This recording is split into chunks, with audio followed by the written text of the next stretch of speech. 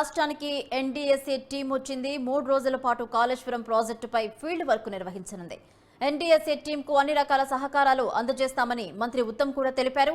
Irrigation, Kaleshwaram అవినీతిలో BJP పాత్ర ఉందంటూ ఉత్తమ్ కూడా ఆరోపిస్తున్నారు. ఎన్డీఎస్ఏ టీంకి 4 నెలల టైం ఉందని మోదీ ప్రభుత్వంపై ఆగ్రహం వ్యక్తం చేశారు ఉత్తమకుమార్ రెడ్డి.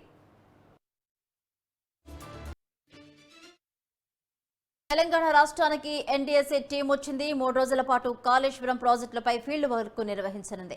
ఎన్డీఎస్ఏ టీంకు అన్ని రకాల సహకారాలు అందజేస్తామని మంత్రి ఉత్తమ్ తెలిపారు.